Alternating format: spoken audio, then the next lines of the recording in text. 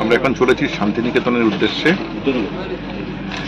এবং বন্দে ভারতে রয়েছে এই মুহূর্তে মাত্র 1.5 ঘন্টার জার্নি, 145 কিলোমিটার, এবং আর 5-10 মিনিটে ছাড়বে। ট্রেনের টাইম হাওড়া থেকে 7:45, ওখানে শিডিউল টাইম 9:13। আনন্দবাজার চাইলাম এই সময় দিল। টাইমস গ্রুপের সঙ্গে ওদের কোনো চুক্তি টুক্তি আছে আর কি। দিদি কিছু বলবে? হ্যাঁ বলো। আমরা শান্তিনিকেতন যাচ্ছি তাল গাছ দেখতে। আমরা এখন বোলপুর স্টেশনে রয়েছি, শান্তিনিকেতন বোলপুর স্টেশন। আর এই যে বাঁদিকে দেখছেন যে বন্দে ভারত এক্সপ্রেস, সেখান থেকে নামলাম। এই সপরিবারে আমরা রয়েছি। খুব ভালো একটা এক্সপিরিয়েন্স এখানে হলো, যেতে খেতেই এলাম বলা যায়। এবারে এই বন্দে ভারতটাকে এই যে বন্ধ হয়ে যাচ্ছে দেখুন, অটোমেটিক বন্ধের সিস্টেম, ট্রেনটা বেরিয়ে যাবে। যাই হোক, আমরা এবারে যে কাজে এসেছি অনেকদিন পরে এলাম, রবীন্দ্রনাথ ঠাকুরের জায়গায় চলে এসেছি। আমাদের বাঙালিদের আরো একটা, এই যে বাঙালির একটা আবেগের জায়গা। মানে আমরা দুর্গোৎসব পালন করেছি, সেখানে দেবী দুর্গার উপাসনা হয়েছে। এই সমস্ত ঠাকুরের সঙ্গে রিলেটেড হলেন আমাদের রবীন্দ্রনাথ ঠাকুর। তাই চলে এলাম বোলপুরে। আর আমাদের পুচকির সব থেকে ছোট্ট বোলপুর ভ্রমণ, আর মিঠিরও বোলপুর ভ্রমণ। আমি 2.5 বছর বয়সে প্রথম এসেছিলাম এখানে। বোলপুর স্টেশন থেকে নেমেই সামনে ছিল গীতাঞ্জলি রেল সংগ্রহালয়। এখানে রবীন্দ্রনাথ ঠাকুরের জীবন, শান্তিনিকেতনকে কেন্দ্র করে তার সব কিছু ধরা রয়েছে একটা ছাদের তলায়।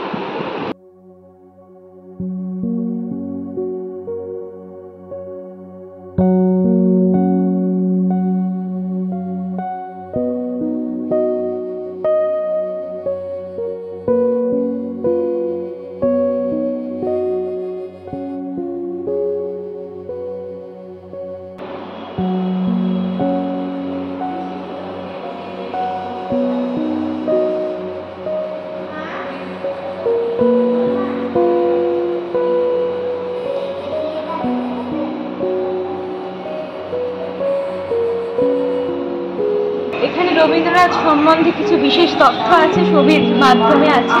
আমরা ঘুরে দেখলাম, খুব ভালো লেগেছে। বড়দের জন্য টিকিট 30 টাকা, ছোটদের 10 টাকা।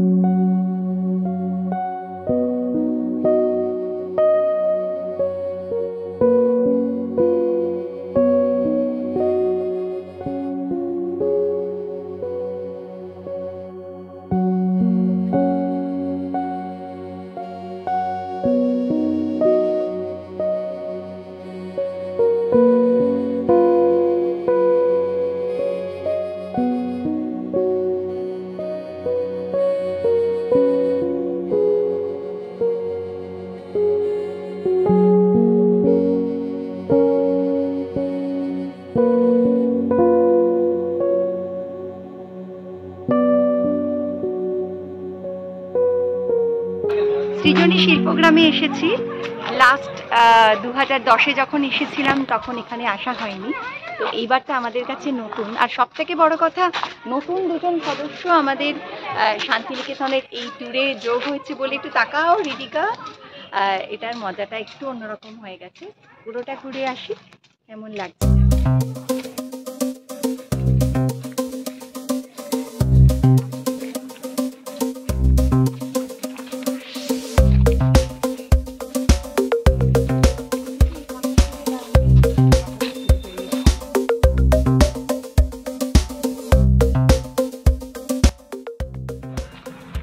আমরা আছি সৃজনী শিল্পগ্রামে।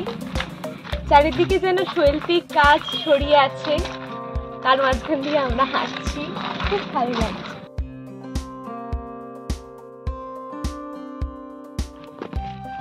চারিদিকে শিল্প সুষমা।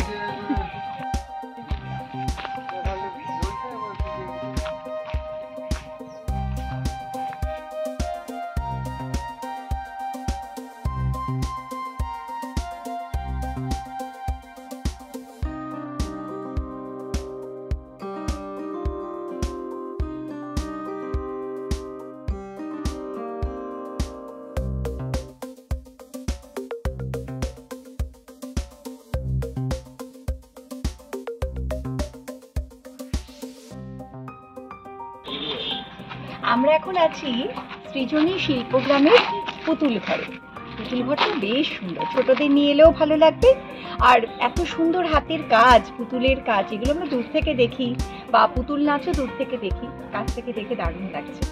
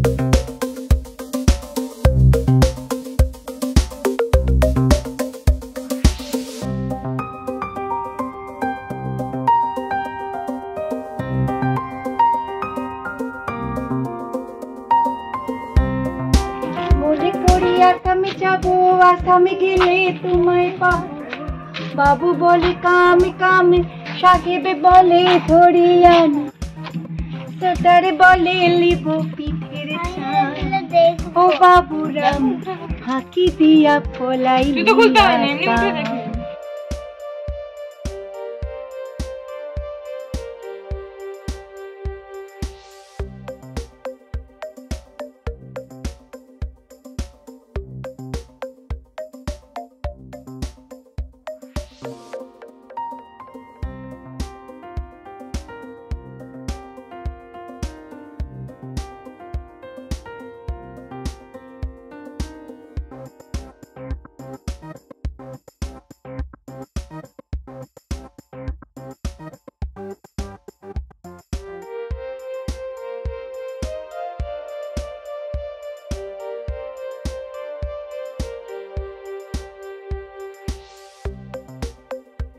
দুটো বেজে গেছে।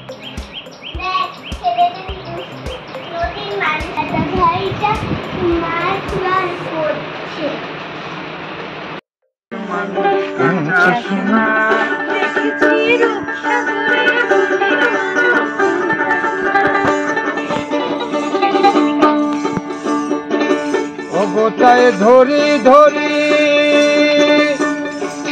মনে করি ধরতে গেলে আর পেলে না, দেখেছি দেখেছি রূপসাগরে মনে মানুষ শোনা,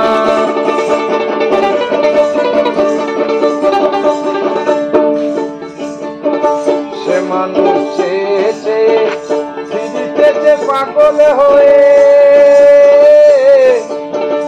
মরমে জ্বলছে আগুন আর নেবে না,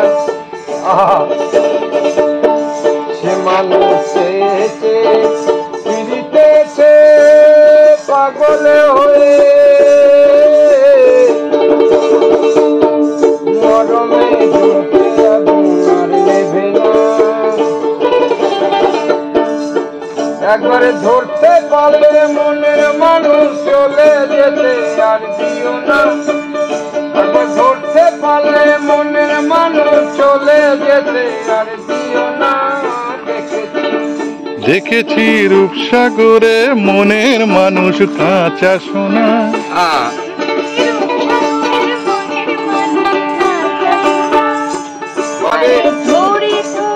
মনে করি ধরতে গেলে আর পেলেম না। দেখেছি দেখেছি রূপসাগরে মনের মানুষ কাঁচা সোনা। ও তারে ধরে ধরে মনে করে ধরতে গেলেও আর পেলাম না, ধরে ধরে মনে করে ধরতে গেলেও আর পেলাম না। দেখেছি রূপসাগরে মনের মানুষ কাঁচা সোনা। দেখেছি রূপসাগরের মনের মানুষ কাঁচা সোনা। কিছুদিনে ভাবিত রঙ্গে ভেসেছি কতই রঙে, সুজনের সঙ্গে হলো দেখা শোনা, সুজনের সঙ্গে হলো দেখা শোনা। সে যে আমার আমার আমার বলে আমার হয়ে আর হলো না, সে যে আমার আমার আমার বলে আমার হয়ে আর হলো না। দেখেছি দেখেছি রূপসাগরের মনের মানুষ কাঁচা সোনা। দেখেছি রূপসাগরের মনের মানুষ কাঁচা সোনা। অতি কয়ে দেবনারে ডুবে যাও রূপসাগরে, বিরলে বসে করো যোগ সাধনা, বিরলে বসে করো যোগ সাধনা। অতি কয়ে দেবনারে ডুবে যাও রূপসাগরে, বিরলে বসে করো যোগ সাধনা।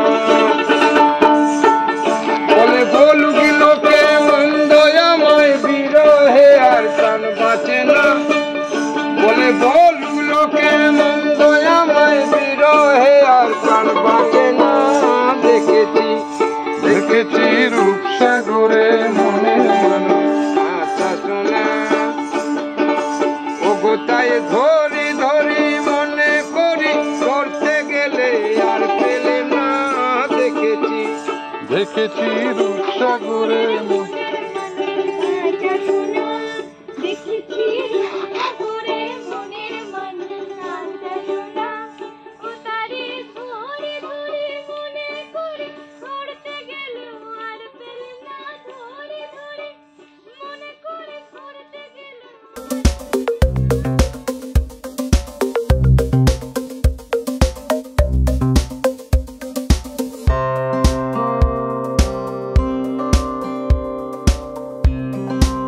আমরা এখন রয়েছি সুরুল রাজবাড়িতে।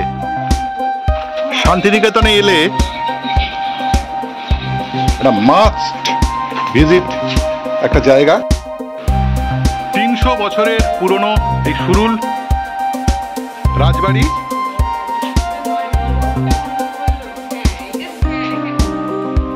এই এর নাট মন্দির,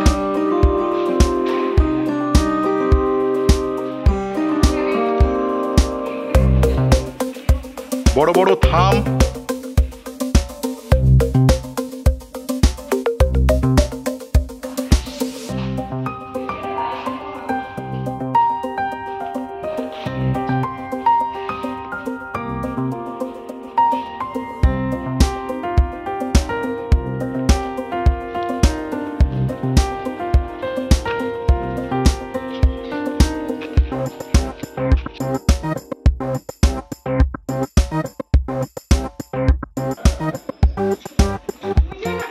আমরা এখন আছি সুরুল রাজবাড়িতে। এই রাজবাড়ি 300 বছরেরও অনেক বেশি পুরনো। এই রাজবাড়িকে ব্যবহার করে বহু ছবি সিরিয়াল আমরা দেখেছি, কিন্তু রাজবাড়ির সব জায়গাগুলো হয়তো সেভাবে দেখা হয়নি। এই রাজবাড়িতে কিন্তু আমাদের বেশ জনপ্রিয় ধারাবাহিক রানী রাসমণির শুটিং হয়েছে। ভূতের ভবিষ্যৎ, বল্লভপুরের রূপকথা, এই ধরনের আরও অনেক ছবি।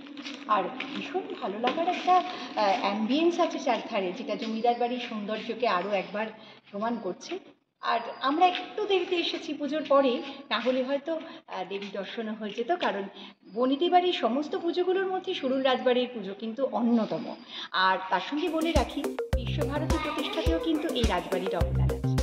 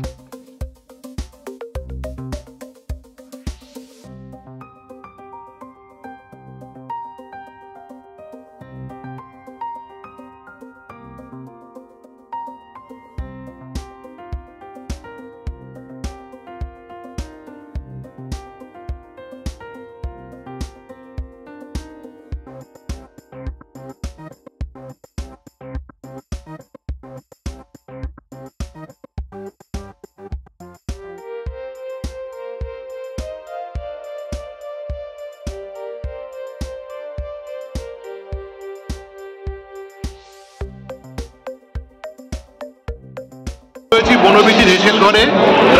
এখানকার বিশেষত এই কাঁসার গ্লাস, সেই পুরোনো আমলের বদলাকে ব্যবহার করছে এরা জাগ হিসাবে। মিঠি দিদি যদিও বাড়িতে এই কাঁসার থালায় খায়, সেই কাঁসার থালা এবং তার সঙ্গে আমাদের পদ হচ্ছে বাঙালি একটা মেনু। এখানে ছোলার ডাল দেখতে পাচ্ছি, মুগ ডাল দেখতে পাচ্ছি, আলু পোস্ত দেখতে পাচ্ছি, কাতলা মাছের কালিয়া রয়েছে, আর পাঁপড় ভাজা রয়েছে, তার সঙ্গে চাটনি রয়েছে। চাটনিটা সম্ভবত জলপাইয়ের অথবা খেজুরের।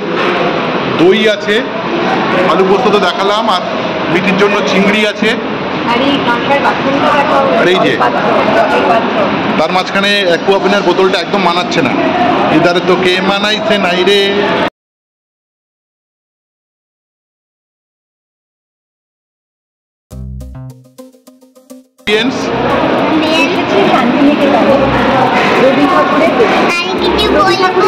এসেছি মানে বাঙালিয়ানা আর সেইটার আমেজ নিয়েই আমরা চলে এসেছি বনবিচিকার হেসেলে।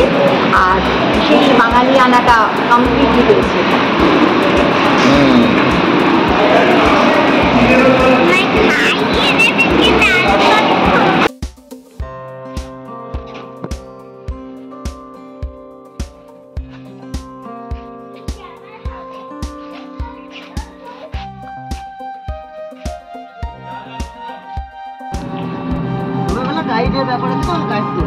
আমরা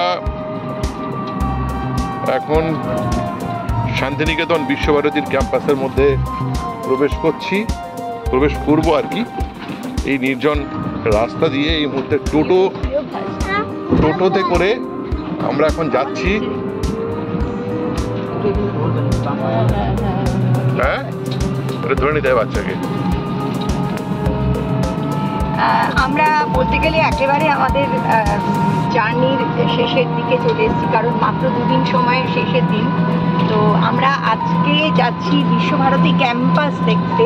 আমাদের আগে দেখা, ওদের প্রথমবার দেখা হচ্ছে রবীন্দ্রনাথ এবং রবীন্দ্রনাথ সংলগ্ন, রবীন্দ্রনাথ সহ তার জীবনের যা যা অধ্যায় সেগুলো নিয়ে, বিশেষ করে শান্তিনিকেতন নিয়ে আলোচনা থাকি। এই যে বাঁদিকে দেখছেন, এটা হচ্ছে বাংলা বিভাগ। এইদিকে জাপানি বিভাগ।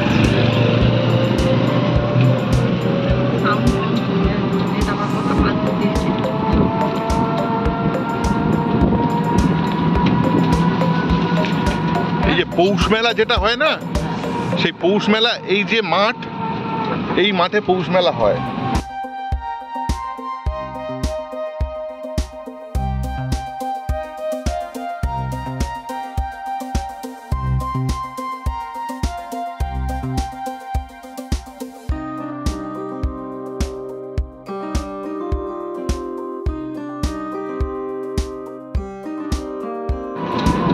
বিখ্যাত ভুবনডাঙ্গার মাঠ, এবং এখানেই বসে পৌষ মেলার আসর।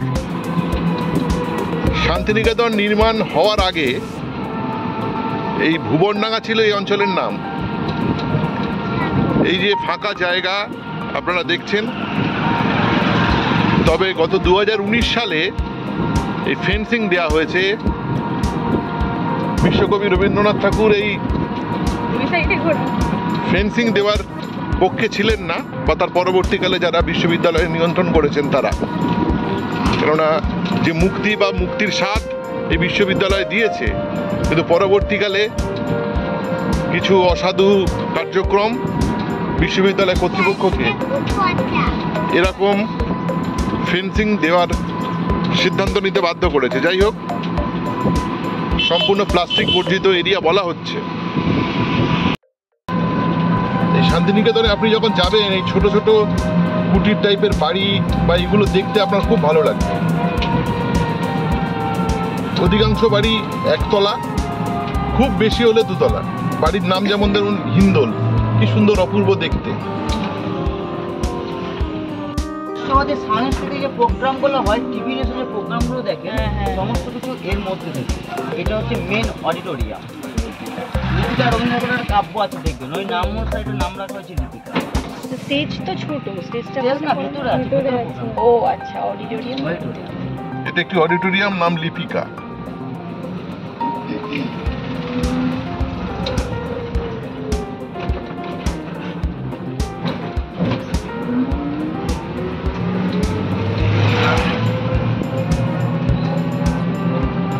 এটা হচ্ছে ফিলোসফি ডিপার্টমেন্ট, দর্শন ও তুলনামূলক ধর্ম বিভাগ।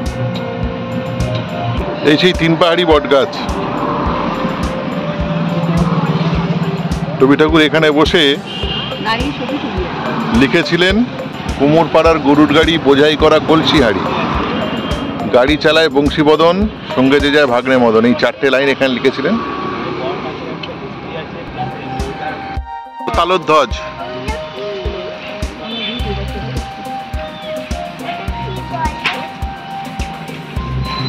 তাল গাছ এক পায়ে দাঁড়িয়ে সব গাছ ছাড়িয়ে উঁকি মারে আকাশে, মনে সাত কালো মেঘ ঘুরে যায়, একেবারে উড়ে যায়, কোথা পাবি বাতাসে। তাই তো সে ঠিক তার মাথাতে গোল গোল পাতাতে ইচ্ছাটির মেলে যায়।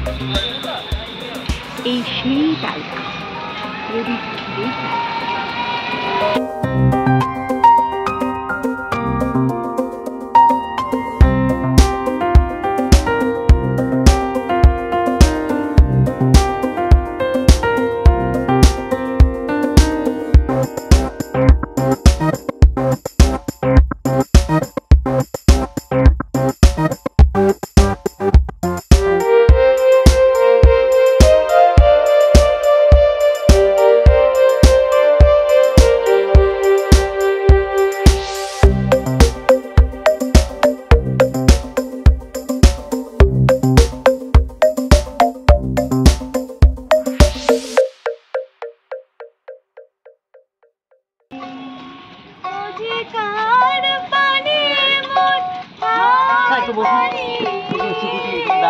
ঠিক আছে।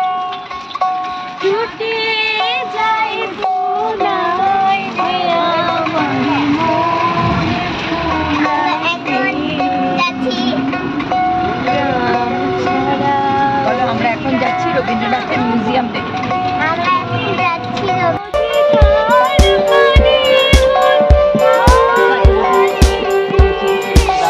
ঠিক আছে।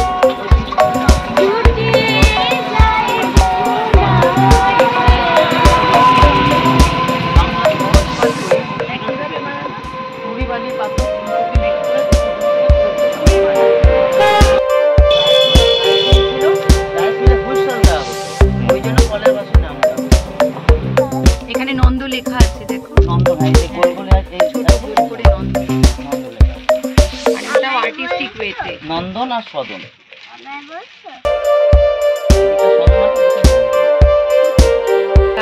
এই হচ্ছে অমর্ত্য সেনের বাড়ি। ওনার বাড়ির নাম পতিচি, আর এটিসি নেমপ্লেট নথিটার নাম আশুতোষ। ওনার মায়ের নাম হচ্ছে অমৃতা আছে, সবার নামে এটি আছে, যে নেমপ্লেটটা হচ্ছে এটিসি। উনি যখন আসেন তখন এই বাড়িটির মধ্যেই থাকে। বাড়ির রঙের কম্বিনেশনটা কি সুন্দর, দেখো ভিতরে পর্দাগুলো সবুজ। এখন সব কেয়ারটেকার দেখাশোনা করে এগুলো। আচ্ছা, কেউ নেই। আমরা এখন চলেছি রবীন্দ্রনাথের মিউজিয়ামের উদ্দেশ্যে। আমরা মাঝখানে একটু খাওয়া দাওয়া সেরে নিয়েছি, খেয়ে দিয়ে নিয়ে আমরা 4 জনে এখন রবীন্দ্রনাথের মিউজিয়াম দেখতে যাচ্ছি। এই যে চত্বরটা, বড়দের 100 টাকা করে টিকিট, আর ছোটদের অর্থাৎ মিঠি স্টুডেন্ট হিসেবে 10 টাকা।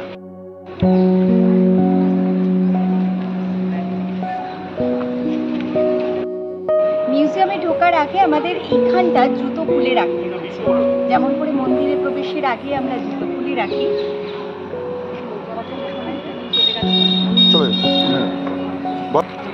শান্তিনিকেতনে এসে রবীন্দ্রনাথ মিউজিয়াম যদি না দেখি তাহলে কিন্তু সবটাই ফাঁকি হয়ে যায়। কারণ মিউজিয়াম দেখতে দেখতে বারবারই মনে হচ্ছিল সত্যি আমাদের বাঙালিদের বিশেষ করে ঠাকুর তো একজন, তিনি রবীন্দ্রনাথ। আর সেই ভালো লাগা বুকে নিয়ে বেরিয়ে আসছে। যদিও কাউন্টারে বইয়ের জায়গায় কাউকে পেলাম না বলে কোনো বইয়ের সংগ্রহই দেখা হলো না। যাই হোক, সেইটুকু আশা রইল যে সামনের বার নিশ্চয়ই বই কিনতে।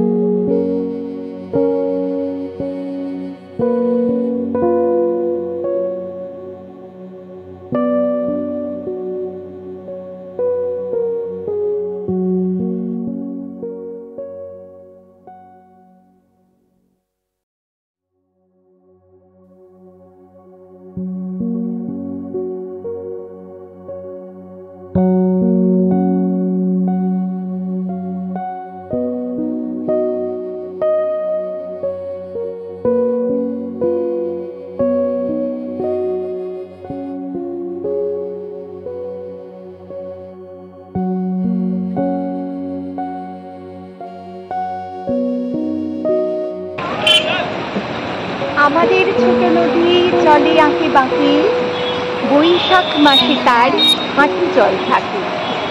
পার হয়ে যায় গরু, পার হয় গাড়ি, দুই ধার উঁচু তার, ভালো তার পারে।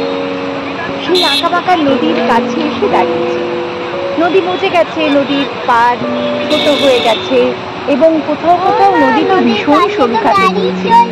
তবু ওই আঁকা বাঁকা নদীর যে আসল ভালো লাগাটা, সেটা কিন্তু পেয়ে গেছি। হ্যাঁ, আজ আমরা দাঁড়িয়ে আছি কোপাই নদীর ধারে। সেই নদী যাকে নিয়ে রবি ঠাকুর সেই ছোটবেলার কবিতাটি তৈরি করেছিল, আমাদের ছোট নদী।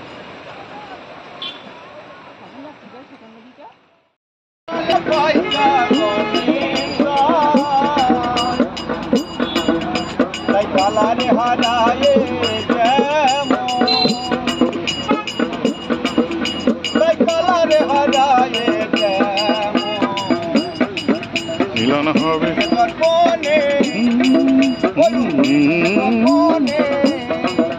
আমার মনের মানুষের সনে, আমার মনের মানুষের সনে।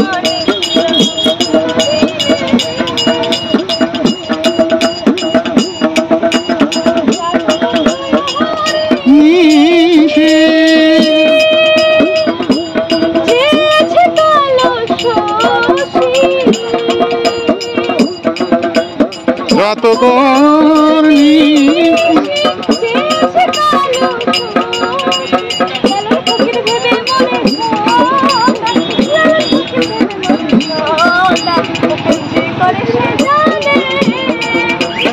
যে করে সে জানে, আমার মনের মানুষের সনে, আমার মনের মানুষের সনে। হবে কত দিনে, হবে কত দিনে মনের মানুষের সনে।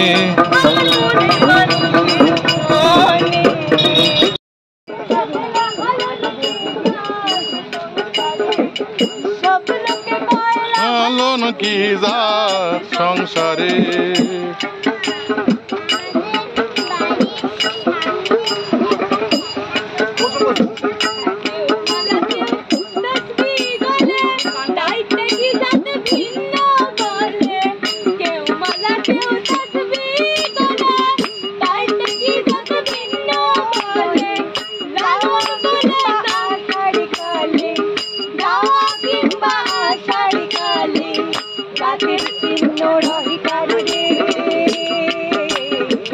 সব লোকে কয় লালন কি জাত সংসারে,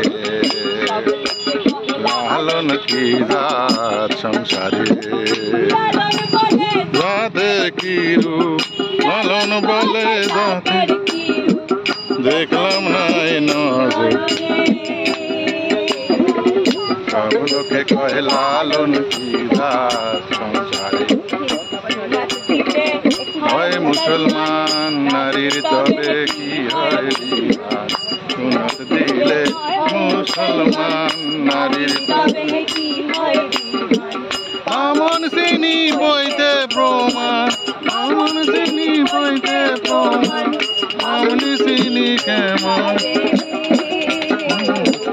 সব লোকে কয় না।